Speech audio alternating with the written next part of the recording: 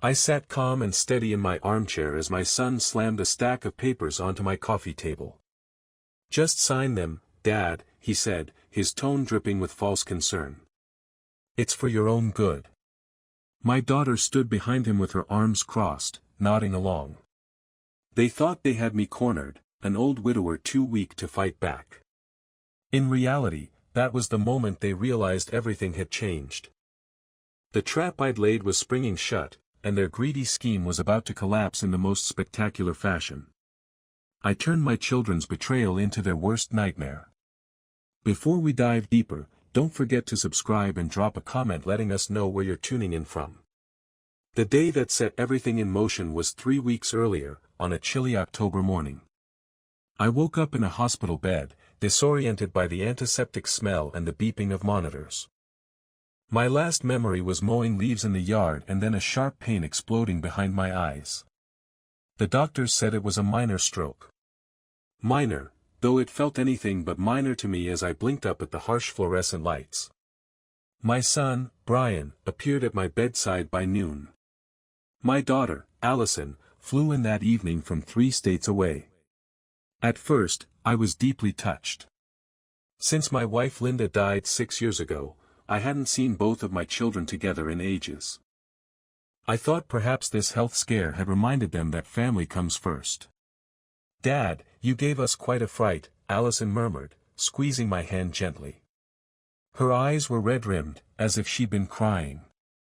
Brian hovered near the foot of the bed, arms folded, face unreadable. "I'm all right," I rasped, my throat dry. "Just a little stumble, that's all." The truth was, I felt weaker than I ever had in my 72 years. Half my body was still tingling from the stroke's aftereffects. But the doctors were optimistic I'd recover most of my strength with medication and therapy. I tried to project that optimism to my kids. The last thing I wanted was for them to worry. Brian cleared his throat. "Dad, we need to talk about your living situation."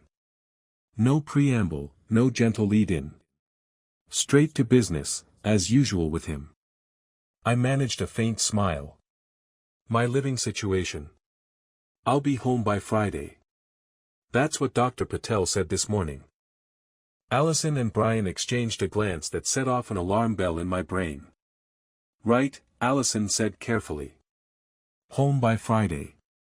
The thing is, we've been discussing that maybe living alone at the house isn't the safest option anymore." My fingers tightened around the thin hospital blanket. "I've been on my own for 6 years. I manage just fine." "Dad," Brian said, a patronizing edge creeping into his voice, "you were found sprawled on your front lawn after a stroke. If a neighbor hadn't spotted you, who knows how long you would have lain there. This isn't about managing. It's about safety." He made a show of adjusting the corner of my blanket, as if tucking me in for story time. I felt my cheeks burn with a mix of embarrassment and irritation. "What are you suggesting?" I asked, even though I already sensed where this was going. Allison bit her lip. "We found a highly rated assisted living facility near my home in Chicago. Just until you're fully recovered," she added quickly. "You'd have medical staff on hand 24/7, lots of people around, organized activities, and you'd sell my house to pay for it, I assume," I interrupted, unable to keep the bitterness out of my voice. They fell silent. That told me everything. My home, the house my late wife and I had built together 40 years ago, was mortgage-free and full of memories.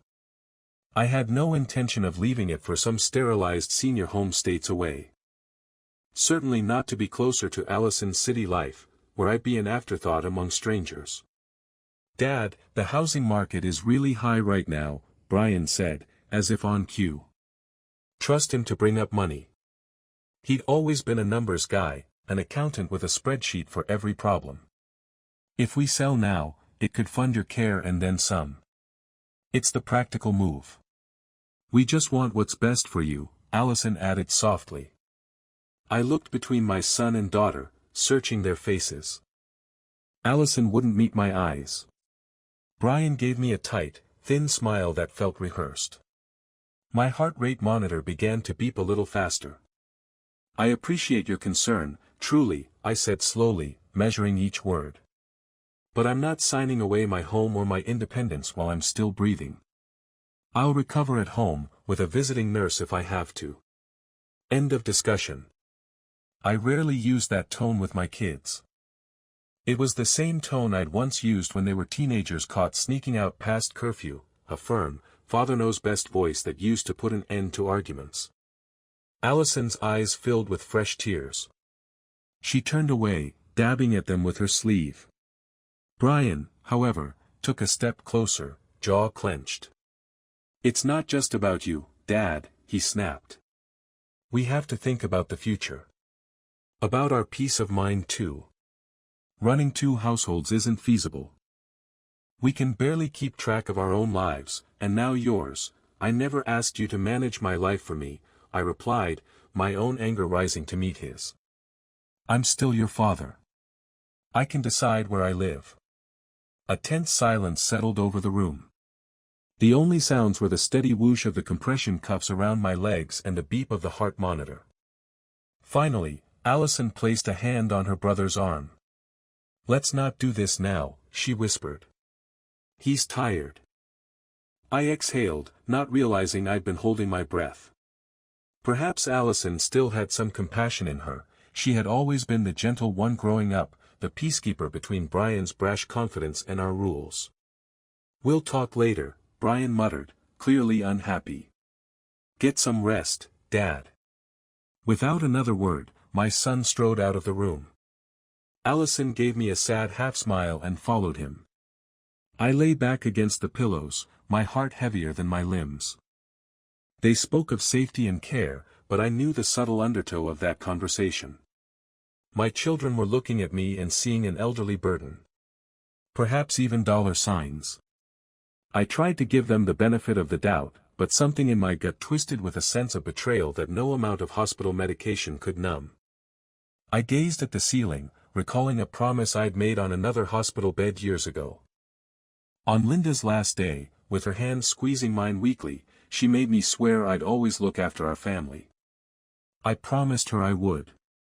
And I had tried my damnedest. But who was looking after me? True to my word, I was discharged on Friday and allowed to go back home, armed with blood thinners and a list of follow-up appointments. Brian picked me up from the hospital. The drive was mostly silent, aside from him reminding me to take my meds and a pointed comment about hiring an estate sale company to help declutter the house whenever I was ready. I gritted my teeth and said nothing. We turned onto my street, Sycamore Lane, and I immediately spotted a bright red and white sign staked into my front lawn. For sale, it read in bold letters, followed by the name of a local realty company. My stomach dropped. What the hell is this? I asked sharply, my pulse spiking. Brian had the nerve to look surprised. Oh. They were quick, he muttered. I only signed the listing agreement yesterday. My hands trembled as I fumbled with the car door. I stepped out and marched toward the sign, yanking it out of the ground despite the protest of my still tingling left arm. I could feel my blood pressure rising dangerously, a headache blooming. You listed my house. I shouted, waving the sign. Across the street, I saw my neighbor Charlie Henderson step onto his porch, drawn by the commotion. I must have been quite the sight, an old man on unsteady legs, fresh out of the hospital, brandishing a for sale sign like a spear. Brian got out of the car, face flushing. Keep your voice down, he hissed. Yes, I talked to a realtor.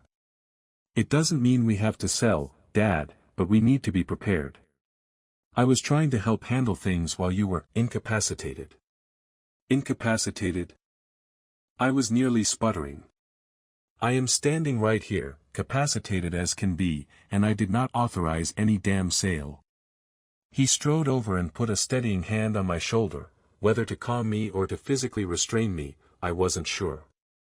It's just an appraisal and some preliminary paperwork, he said through clenched teeth. Don't overreact.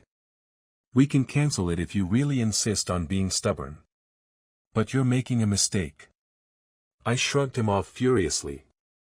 My heart thundered in my chest. The only mistake was thinking my own son would respect my decisions. I stabbed the sign into the grass at his feet. "Take your sign and get off my property, Brian. Now." His eyes widened. "Dad, now," I repeated, a lifetime of authority pouring into that single word. For a moment I saw a flash of uncertainty in his eyes, the little boy who used to jump when I used that tone. But then his expression hardened. Without another word, he snatched the sign off the ground and tossed it into the back of his SUV. "Fine," he snapped. "Have it your way. I'm just trying to make sure you're taken care of. If you can't see that, then I don't know what to tell you." He climbed into his vehicle and slammed the door. The tires screeched as he sped off, not even looking back to see if I'd made it safely inside. I stood there shaking in the autumn chill, watching my son disappear in a haze of exhaust and dead leaves. Charlie from across the street ambled over slowly. "Frank? Everything all right?" Charlie's kindly voice cut through the fog of my anger. I realized I was breathing hard. Embarrassed, I tried to straighten up and force a smile. "Oh, hey Charlie. Sorry if we made a scene. Just a little, family disagreement." His brow furrowed as he took in my disheveled hospital discharge papers clutched in one hand and the way my body leaned heavily on the cane they'd given me. "I heard you had a spell. You okay?" I nodded. "Better now. Just need rest." Charlie eyed the spot where the for sale sign had been. "That boy of yours really listing the house?" I bit back a curse. "Not if I have anything to say about it." Charlie nodded, lips pursed. "Well, you let me know if you need anything. Martha and I can bring over dinner later." "Thank you," I managed. "I'll be fine. Just need to get inside and settle in." He gave my shoulder a gentle pat and turned to head back home, casting one last glance toward the end of the street where Brian's car had vanished. I entered my house, my home, and shut the door behind me, flipping the deadbolt. In the silence of the front hall, I finally allowed myself to sag against the wall. My entire body was shaking, not just from residual weakness but from rage and disbelief. I had expected maybe some continuing arguments from my kids, some persuasion. But to go behind my back and actually list my house while I was still hospitalized. The betrayal cut so deep I could barely catch my breath. The house was cold and dark, apparently in preparation for selling. Someone, likely Brian, had turned the thermostat down and the lights were all off, giving my beloved home the feel of an abandoned museum. I swallowed against the lump in my throat, pushing away the thought that my children saw this place not as warm memories but as an asset to liquidate. I shuffled into the kitchen and spotted a folder sitting on the counter with a realtor's business card stapled to the front. Inside were glossy brochures for Pleasant Meadows Senior Living, so cheerful and euphemistic, a draft contract for selling the house, and even a printed power of attorney form naming Brian and Allison as my co-agents. Every page was like a knife twisting in my gut. They hadn't even waited for me to get home to try to take control of my life. They'd been busy arranging everything while I was laid up in a hospital bed. If I had been a little less lucky, if the stroke had been more severe, I shudder to think how easily those papers might have been signed without my consent at all. I sank into my kitchen chair, the same one I'd sat in 1,000 times for morning coffee with Linda, and felt tears of anger and sorrow prick at my eyes. How had we come to this? Pulling the power of attorney document from the stack, I read every line. Legal language granting my children sweeping authority over all my financial affairs and medical decisions. They hadn't filled the signature or date yet, at least they had left that for me to actually sign. How generous. I traced my finger over where my name was printed. Frank O'Connell. A 72-year-old retiree, Vietnam veteran, father of 2, grandfather of 4. A man who had worked 50-hour weeks in a factory for decades to provide for these now-grown children. A man who paid off this house by eating beans and rice many months so that it would one day be their inheritance. And they couldn't wait to get their hands on it. My grief hardened into resolve. Maybe it was the stubborn Irish blood from my own father coursing through me, or maybe the ghost of my wife whispering in my ear not to let our kids walk all over me. Either way, I knew what I had to do. If my own flesh and blood were going to treat me like a senile obstacle to their payday, I'd make damn sure they'd have a fight on their hands. With shaking hands, I picked up the phone and dialed the only attorney I trusted, an old family friend who had helped draft my will years ago. "Martin, it's Frank O'Connell," I said when he answered. "Frank. I heard about the stroke. You all right?" Martin's warm voice had a tinge of concern. "I will be," I replied, glancing again at the betrayal laid out in ink on my kitchen table. "Listen, I need to make some urgent changes to my estate plans, and I might need them done yesterday." There was a pause, then a soft whistle. "That kind of situation, is it?" I let out a humorless chuckle. "You have no idea." He cleared his throat. "All right. Why don't you come into the office first thing Monday morning? We'll sort it out, Frank." "Monday sounds good," I said. "But would you mind doing one thing for me today?" "If I can." "Draw up papers to revoke any prior power of attorney documents on file. And draft a fresh one, naming anyone but my kids." Martin hesitated only a moment. "I can do that. Do you have someone in mind as your new agent?" I thought of Charlie, but he was my age and not family. Then I remembered my sister Rosa's boy, my nephew, Ethan, a lawyer in his own right down in Texas. He was only 30 but smart and moral, and he adored his uncle Frank. "Yes," I said. "I do. Email me his details. I'll have the POA revocations and new documents couriered to you by tonight." I hung up feeling a small measure of control return. The next step was to ensure my will and property would be ironclad against any interference. If my children wanted a battle, I'd give them one they'd never forget. I spent the weekend gathering every financial record and personal document I could find, despite my fatigue. Bank statements, the deed to the house, my military discharge papers, birth certificates, anything that could be relevant. It felt eerily similar to how I'd organized Linda's estate after she passed, except this time I was organizing my own while still alive, all to guard it from my offspring. Between efforts, I'd collapse into Linda's old armchair and catch my breath. The stroke had sapped my energy more than I liked to admit. But each time I felt discouraged, I'd glance at the neat pile of brochures for Pleasant Meadows and that listing agreement with my son's signature scrawled on the bottom, and I'd grit my teeth and get back up. By Sunday night, I had a binder full of documents ready for my lawyer meeting. I also had something else, a simmering determination I hadn't felt in years. Not since I'd fought to secure a better pension for my union at the plant back in the 90s. That fight had taken a lot out of me too, but it was worth it. This one would be no different. I wasn't going to roll over and be the meek little old man my children expected. Not a chance in hell. Monday morning, I walked, slowly, with my cane, into Martin's law office with my binder under one arm. He raised an eyebrow at the sheer volume of paperwork I lugged in. Over the next 2 hours, we went over everything. I told him in blunt terms that I feared my own children were maneuvering to control my assets and life, and I needed protections in place immediately. Martin listened without interrupting as I described the hospital conversation, the surprise house listing, the power of attorney I'd found. His face grew increasingly grim. At one point he muttered, "Unbelievable," under his breath and shook his head. "All right, Frank," he said at last. "Here's what we can do. First, we update your will. We include a no-contest clause, meaning if either of your kids challenges it or your competency, they forfeit any inheritance and it all goes to charity or the grandkids' trust instead." Good, I nodded. That was exactly what I wanted, an insurance policy against any legal antics.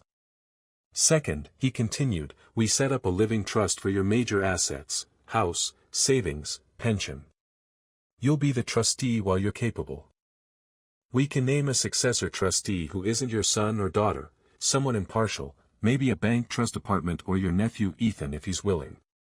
That way, even if something happens to me, they still can't just grab the assets, I said, understanding. Exactly. The trust would dictate how the assets are used for your benefit if you become incapacitated, and ultimately distribute to your beneficiaries under conditions you set. We can even stretch distribution to grandkids over time, to avoid the kids from getting a lump sum. I like that idea. Make it ironclad, Martin. I don't want either of them to get a penny until they show they genuinely care and not because they expect a payout. He gave me a wry smile. We can certainly put stringent conditions. Now, what about health care decisions? You revoked your prior power of attorney. The new one naming Ethan is valid as of yesterday. Yes, Ethan has already notarized his acceptance, I said, tapping a document I'd overnight to my nephew in Texas. God bless the kid, he sent it back within hours of receiving it. So that's sorted. Good. And I'll assume you want copies of these new documents sent to your children or not? I paused, considering. A part of me wanted to send Brian and Allison the whole stack with a big red stamp that said, "You're out of my will, out of my trust, out of any control." But another part of me hesitated. Despite everything, they were my kids. This felt so adversarial, so tragic. Not yet, I decided. I have a feeling they'll come to me soon enough. I'd rather explain it in person. Martin nodded. Fair enough. I'll get these drafted for your review by tomorrow. In the meantime, keep documenting any concerning behavior. If it escalates, we might need evidence. I patted the binder at my side. I've started a journal of everything that's happened. Dates, times, what was said. I also still have the recording system from my home security cameras. Maybe I'll have some footage of that little stunt with the for sale sign. You came prepared for war, old friend, he said, not unkindly. I mustered a smile. I sincerely hope it doesn't come to war. But I'm not naive anymore. As I left the office, a wave of exhaustion hit me from the effort. On the cab ride home, I wasn't driving yet. I rubbed my temples and wondered how my life had transformed into this battlefield. In the span of a week, I'd gone from peaceful retiree to a general plotting defenses against his own offspring. That thought brought more sadness than anger. I remembered taking Brian to Little League games, cheering as he rounded the bases, and Allison dancing on my feet at her wedding when I told her she'd always be my little girl. Where had those people gone? I knew they were still there, buried under the weight of adulthood, fear, and greed. Perhaps, just maybe, there was hope that this confrontation could bring them back to their senses. Because one thing was certain, confrontation was coming. Sure enough, on Wednesday afternoon, Allison called. I was in the middle of balancing my checkbook, an old habit that calmed me, when the phone rang. "Hi Dad," she began lightly. "How are you feeling?" "I'm all right, Allison," I answered.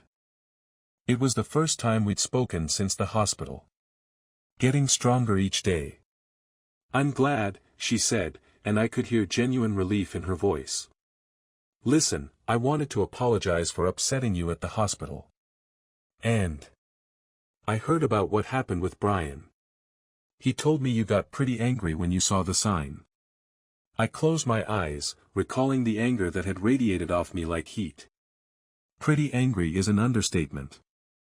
What did you expect, seeing my home on the market without my consent? I know. He was just trying to make things easier, for whom? I snapped, then forced myself to stay calm. "Allison, do you really think selling my house out from under me is making things easier for me?" She was quiet for a moment. "I think." She started softly. "I think Brian is very pragmatic. And I admit I didn't stop him like I should have. I was scared, Dad. When I got that call you'd had a stroke," her voice wavered. "I thought we almost lost you. And I panicked about what to do if something happened." Some of my resentment eased hearing the raw emotion in her words. "I'm still here," I said gently. "I'm not gone yet, honey. I know. She took a breath. But it made us realize we needed a plan. We didn't handle it right, I see that now. But we are worried about you living alone. What if next time it's worse? There might not be someone to find you in time. I rubbed my forehead. The fear behind her question was real, and not unfounded. Part of me understood it. But there were other ways to mitigate risk that didn't involve stripping away my independence. I appreciate the concern. Truly, I said. I'm taking steps, okay? I'll be getting a medical alert device. I'll have a nurse check in weekly. Heck, I might even rent out a room to a friend if I feel lonely. There are solutions that don't involve appending my whole life. Okay. That's good to hear. She sounded mildly surprised that I had proactively considered such measures. But Allison, I continued, voice firming up, I need you to understand something. I will not tolerate anyone, trying to take choice away from me about my own life or property. I've already revoked the papers your brother drew up. And I've updated my legal documents. She inhaled sharply at that. What do you mean, updated? I chose my words carefully. I've made sure that my estate is protected. And that any attempt to interfere or declare me incompetent moving forward will result in consequences, let's put it that way. There was a long pause. Dad, we're not the enemy, she said, voice pained. You talk like you have to defend yourself from us. I almost felt sorry for her then. I truly hope I don't have to, dear. My voice softened. But consider how it looked from my perspective, my 2 children making plans behind my back as if I were already gone or incapable. Can you really blame me for taking precautions? No, she admitted quietly. I suppose not. I could sense the conflict within her, the daughter who loved me versus the woman who was taught to plan for the worst. All I want, I said, is to live out my days with dignity. Is that so much to ask? Of course not, she whispered. We ended the call on a tentative note. I hung up wondering if Allison was truly swayed or just momentarily guilt. Her words sounded sincere, but I knew how easily Brian's influence could harden her resolve again. She'd always been a people pleaser, and right now she was trying to please both her father and her brother, 2 immovable forces on a collision course. That collision came on Saturday, just after dusk. I was in the living room sipping tea when I heard 2 car doors slam outside. Through the window, I saw Brian's SUV and, to my mild surprise, Allison stepping out of the passenger side. She had flown back into town again without telling me.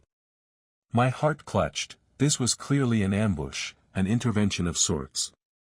Part of me had hoped Allison's midweek call meant she'd keep Brian from doing anything rash. But here they were, united front, marching up my walkway. I set my tea down and took a deep breath. Thanks to Martin's swift work, all my new documents were signed and in place as of Friday. The house was now held in the O'Connell Living Trust, not directly in my name. My updated will was signed and notarized with witnesses. And I had prepared one more document for this very encounter. A knock came at my door, loud and authoritative. Without waiting for my answer, the door swung open. I realized belatedly I hadn't locked it after dinner. Brian stepped in first, carrying a thick stack of papers. Allison hovered behind him, wringing her hands. Dad, Brian said, terse and formal. We need to talk. He strode forward and dropped the stack onto my coffee table with a thud. Pages fanned out. At a glance I saw one was the same power of attorney I'd crumpled up earlier, now freshly printed. Another looked like a packet labeled Assisted Living Admission Forms. I folded my hands in my lap, trying to appear unruffled though my heart was jackhammering. Come in, both of you, I said evenly. Have a seat. They did not sit. Instead, Brian loomed over me as I sat in my armchair, while Allison lingered near the couch. The atmosphere was taut as a pulled wire. Just sign them, Dad, Brian said, tapping the papers. His tone was controlled, but barely. It's for your own good. You can't go on like this, alone, vulnerable. We won't let you. We're worried about you, Allison added, her voice almost pleading. I looked at my son. And if I refuse? Will you force my hand physically? Drag me out of here. Brian's eyes flashed. Don't be dramatic. But if you won't see reason. He took a breath and lowered his voice. Then we'll have to pursue other options. Legal options. Declaring you unfit to manage your affairs. There it was, said plainly at last. He was willing to go to court to strip me of my independence. Hearing it stated so coldly still sent a chill through me, even though I'd expected as much. Brian. Allison hissed, shooting him a look. She clearly hadn't wanted him to vocalize that threat, but he waved her off. I held up my hand. No, let him finish.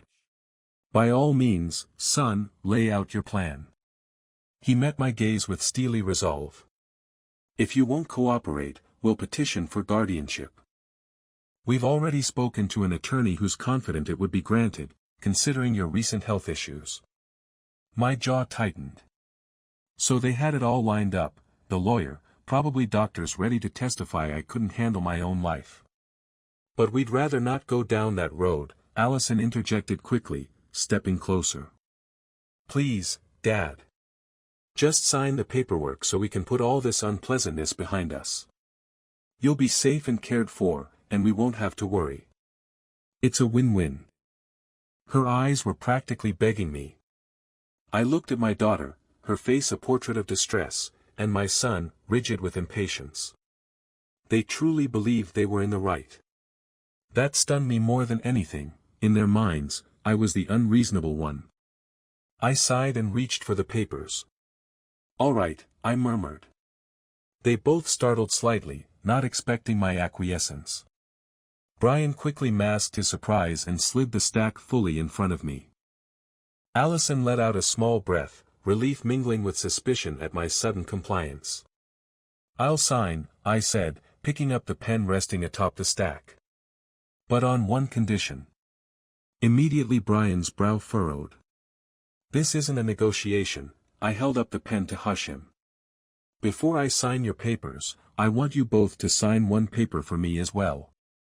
From a side table drawer, I pulled out the document I had prepared and placed it neatly on top of their pile.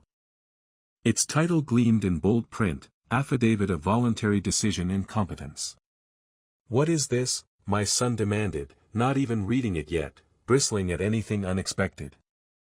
I spoke calmly, channeling my decades of experience dealing with stubborn corporate bureaucrats in my working years. It's a simple statement for the record, I explained. It says that I, Frank O'Connell, am of sound mind in making the decision to enter assisted living and assign power of attorney freely and voluntarily, without any coercion. It also affirms that you, my children, believe me to be mentally competent at this time. Brian's face went through a remarkable series of contortions as he parsed my words. Allison blinked rapidly, reading over his shoulder. It's to prevent any misunderstanding down the line, I continued.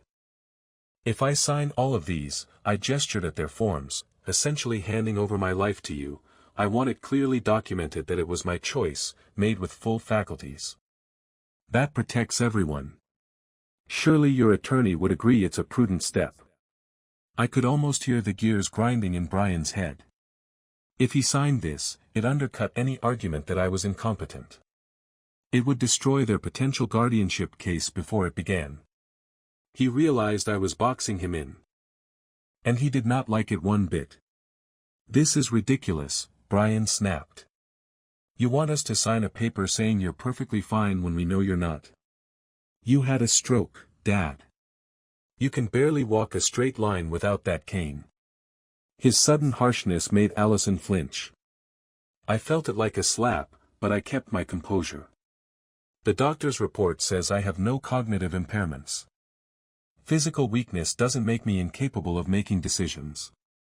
Allison stepped forward. Brian, maybe it's not a big deal to just sign it, if it makes him comfortable. She ventured, clearly more concerned with getting me to go along. No. Brian cut her off. This affidavit or whatever could be used against us. It's basically Dad laying a trap. He glared down at me, realization dawning fully. You think you're clever, don't you? I met his glare with a cool stare of my own. Yes. I do. He slammed a palm on the coffee table, making the teacups rattle. Damn it, Dad. We're trying to help you, and you're treating us like conniving strangers. My temper, frayed as it was, finally snapped. If the shoe fits. I shot back, rising unsteadily to my feet. Allison moved as if to help me, but I waved her off. I managed to stand up straight, the pen still in my hand. You plotted to sell my house from under me, I said, voice low and shaking with emotion. You want to lock me away and pocket the proceeds, all while telling yourselves it's for my sake. And you have the gall to call that help? It is for your sake, Brian growled. The money would pay for your care, and conveniently remove the burden of Dad living on his own, I interjected bitterly. Or maybe the burden of Dad living at all, Let's be frank, you can't wait to secure your inheritance and not have to worry about me. That's not true. Allison cried. How can you even say that? Tears welled in her eyes. Brian's face was purple with indignation. You think we're doing this for money? You think I need your money, old man? He jabbed a finger toward me. I have a career, a family. Managing your estate is the last thing I want. I'm doing it because someone has to, before you hurt yourself or drain what savings you have on medical bills out of stubbornness. I felt a surge of sadness amid the anger. In that outburst, I heard a twisted echo of concern. Misguided and mixed with selfish frustration, but concern still. If you truly aren't doing this for money, I said, holding his gaze, then signing that affidavit should be easy. It costs you nothing. He opened his mouth, then shut it. I could see the trap tightening. If he refused to sign, it would confirm my worst suspicions about his motives. If he signed, he gave up his trump card of challenging my competence. Next to him, Allison had a hand pressed to her mouth, eyes darting between us. Brian, maybe we should just sign it, she whispered. I believe Dad is in his right mind. This whole thing is about keeping him safe, not declaring him crazy. Brian rounded on her. Do you realize what he's doing? Once we sign, he can change his mind 5 minutes later and we can't challenge it. He could tear up all these papers right after we sign that, and we'd be back to square one, no, worse, because we'd have basically agreed he doesn't need us managing anything. He turned back to me, contempt in his eyes. You think you're so clever, he repeated, voice low and seething. Fine. You know what? I'm done asking nicely.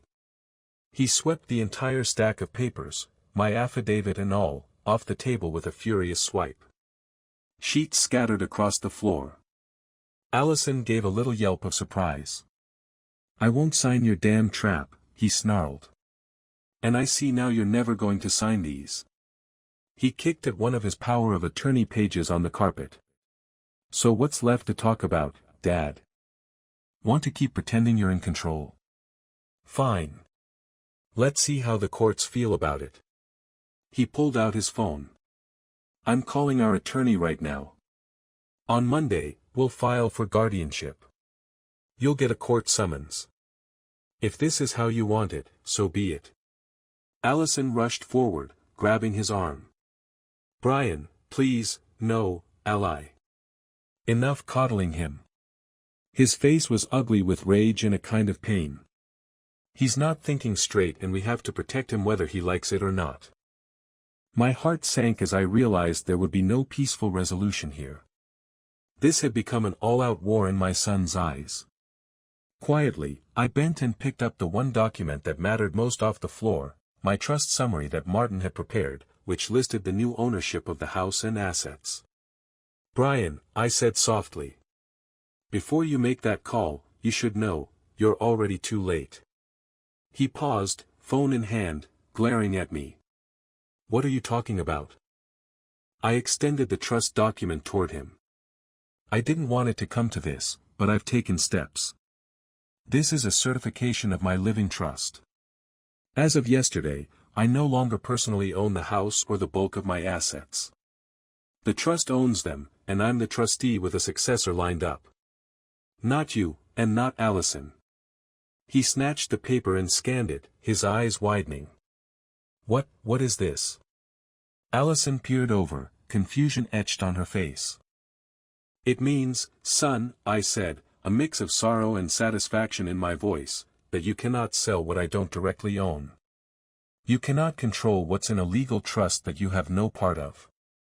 All your efforts to push me into a corner are now moot. Brian's hands shook as he gripped the paper. You went to a lawyer behind our backs. I had to protect myself. I sighed. I wish I hadn't felt that need. He stared at the trust form, then at me. The fight seemed to go out of him all at once. He looked suddenly much older, or perhaps it was the first time he truly saw me as a formidable force rather than a frail father. For a moment, none of us spoke. The only sound was Allison quietly crying, tears spilling down her cheeks. Finally, Brian set the document down on the table, smoothing it carefully. His face was blank, drained of the anger, now just pale and tired. So that's it, then, he said softly. You've cut us out. My throat tightened. I did what I had to do to ensure my wishes are respected. If you two had shown me even a shred of respect this past week, none of this would have been necessary. Allison wiped her eyes. Daddy, we never meant for it to be like this. I turned to her, my eyes stinging now as well. I know you probably didn't. But it happened this way because trust was broken. My voice cracked. How could you both break my trust so easily? I would have done anything for you, still would, if you only asked instead of tried to take. She stepped forward as if to embrace me, but stopped herself, uncertainty halting her. Brian picked up the scattered POA papers and forms, stacking them in a messy pile. He looked utterly defeated, but there was an underlying current of resentment in his eyes. Come on, Allison, he muttered. There's nothing more to do here. Brian, she protested, her gaze still on me. He shook his head. He's made his decision. And I've made mine. His eyes met mine one last time, full of an emotion I couldn't quite read. I hope you know what you're doing, Dad. I really do. I opened my mouth, wanting to call out to him, some part of me suddenly desperate to bridge this widening chasm before it became unpassable. But the words died in my throat. I did know what I was doing. I just hated that I'd had to do it. Brian turned and walked out the door into the night, the stack of unsigned forms under his arm. Allison remained for a moment, hovering. I'm sorry, she whispered, her voice small and broken. Then she fled after her brother, pulling the door shut behind her. I was left standing in the center of my living room, the same room where not long ago we'd all gathered for holiday dinners and birthday parties. It felt cavernously empty now. My eyes fell on the coffee table, where my affidavit of competence lay alone, unsigned by anyone but me, my careful trap ultimately unnecessary in the face of more drastic action. Next to it was a photo from 2 Christmases ago, me with Brian and Allison and their families, all of us smiling in ugly sweaters in front of the tree. Linda's photo hung on the wall in the background of that shot, smiling along with us. I wondered what she would think of all this. I wondered if somewhere, she was weeping for how her family had fractured, or if she was nodding in approval that I finally stood up for myself. With a heaviness in my chest, I sank back into my armchair. I felt every bit of my age in that moment. I had won, in a sense, I'd outmaneuvered my children, protected what was mine. But victory felt nothing like I imagined. It felt like heartbreak. A month passed in uneasy quiet. October bled into November, and with it came the holidays, a time that should have been filled with family, but now felt emptier than ever. Brian did not call. True to his word, he filed no legal petitions. I suspect once he consulted a lawyer and learned about my trust, he knew it was pointless. For the time being, he simply removed himself from my life.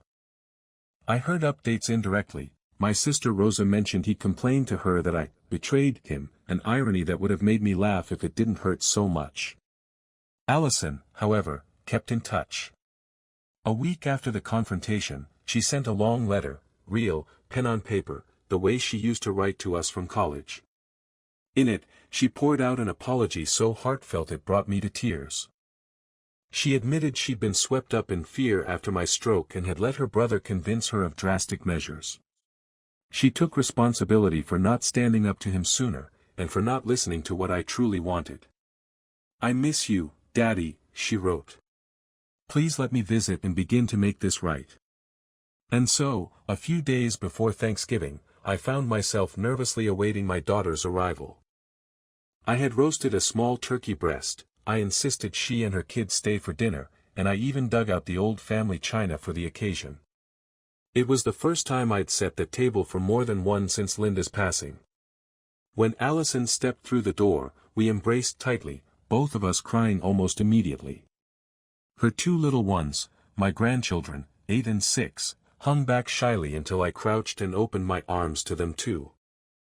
They barreled into their grandpa with giggles, and suddenly the house was filled with a warmth I hadn't realized had been missing.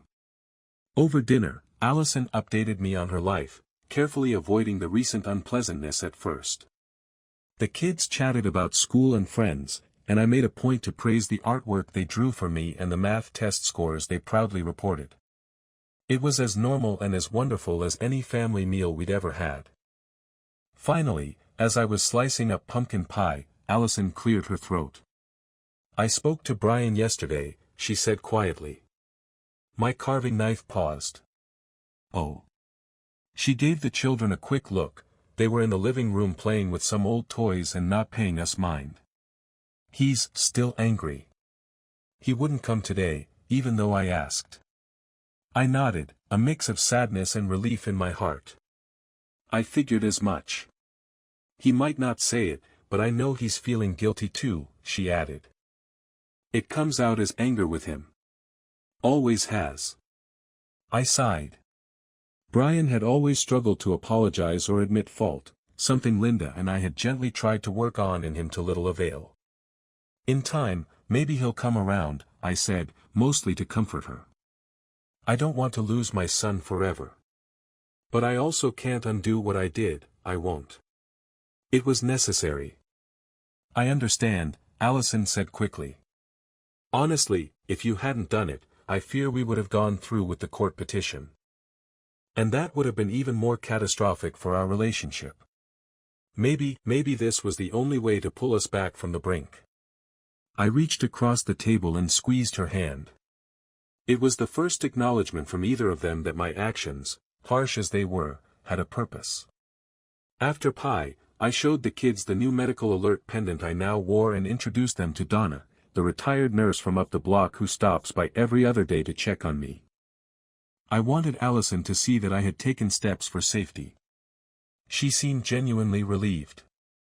Before they left, Allison insisted on helping me put up a few Christmas decorations early, turning it into a fun project with the kids.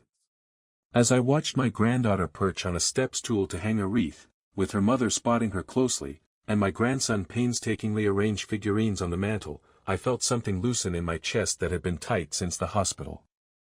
I hadn't lost everything. The love was still there, bruised, but not broken beyond repair. At the door, Allison hugged me again. "We're coming for Christmas, if you'll have us," she said, half asking. Maybe Brian and his family will come too, if I can convince him." "No promises. But even if it's just us, we want to be here." I hugged her back, closing my eyes against a prickle of tears.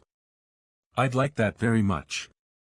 After they drove off, I stood on the porch for a long while, the cold air on my face, watching the golden light of dusk settle over Sycamore Lane.